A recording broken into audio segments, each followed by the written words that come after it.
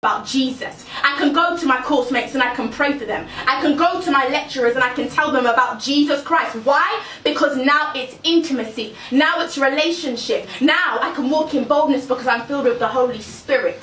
So you understand, this is an assignment, guys.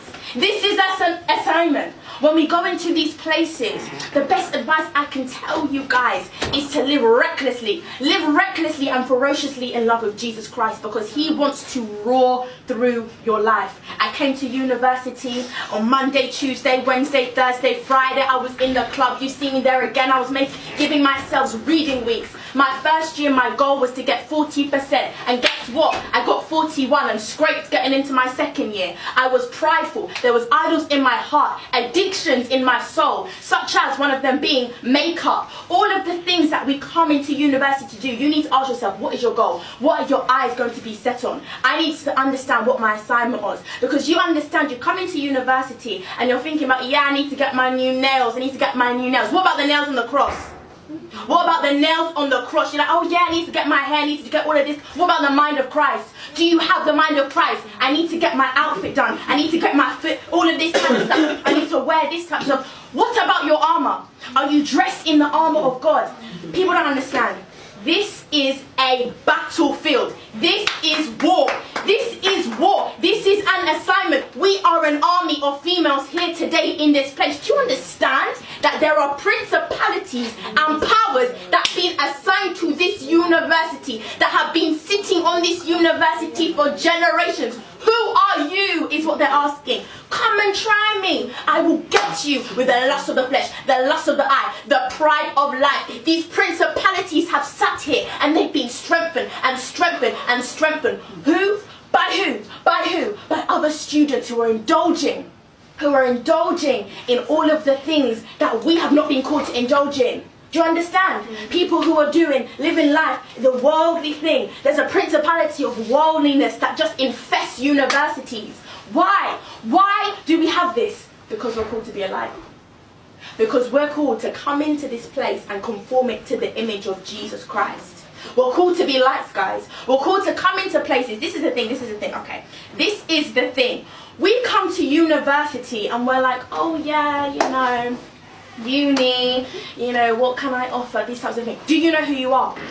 Do you know who you are? Do you know what's inside of you? Do you know what you have inside? Do you know what God has placed inside of you? A lot of us, you see, we're being whacked here and this way by people and demons and all of these types of things that are causing us to be afflicted. But God's called you into freedom.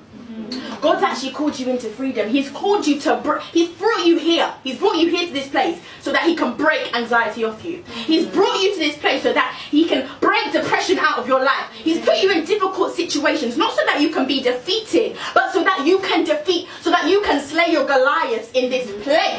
In this place. The Lord wants to move in this place. He wants to cause revival. People are dying at university. Do you know people are committing suicide? People are committing suicide because we are believing the lie that we cannot spread the gospel. That's why we're believing the lie that no one needs to hear the gospel of Jesus Christ. We came for a fellowship, we came for a fun time, but I can't leave this place. I cannot leave this place without telling you guys that we've got souls to save.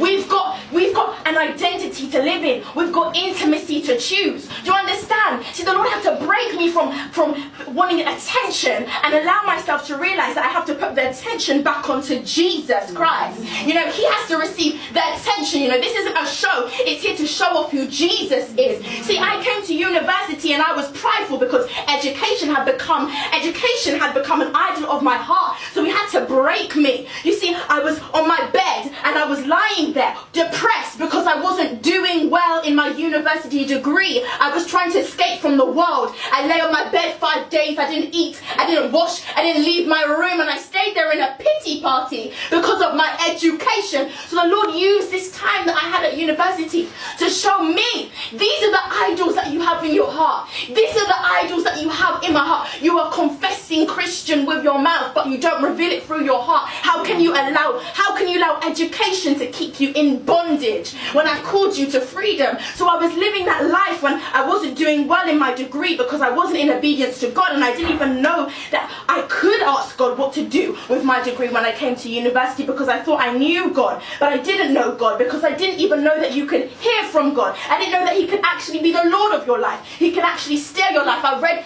passages in the Bible, but they weren't a reality. They weren't a reality. I would read the Bible and I would think, yeah, I know what I'm talking about. I had no clue. I had no understanding. I had no revelation, and I had no intimacy with the Holy Spirit. This time that you have here is to cause you to be intimate with the Holy Spirit. We can't come to these fellowships and leave university and be the same and allow all of these things to keep us oppressed, because I was in that place and the only thing that kept me going was my worship. The only thing that kept me going was my prayer. Was it my degree that kept me going? No, my degree failed me, and my degree had me bedbound, crying every night, trying to escape from life through me sleeping. And even in my dreams, the enemy would haunt me because I would still be having dreams of me failing. The only thing that kept me going was prayer. The only thing that kept me going was worship. The only thing that kept me going was intimacy. And people ask, oh, why does God use you the way that he does? Why? Why? Because I've learned to be broken. I've learned to be broken in his presence. Some of us, we come to these fellowship events, but you won't catch us one-on-one in intimacy with Jesus when we're in our rooms. We come to these fellowship events and we won't tell God about our problems. We won't submit things to him, and then we want to do this and we want to do this, and we say, God, you're the Lord of my life. No, he's saying, I'm not the Lord of your life. Who am I to you? Who am I to you? So I've come here today to tell you that it wasn't until I submitted my will to the Father's will that he turned my university testimony around.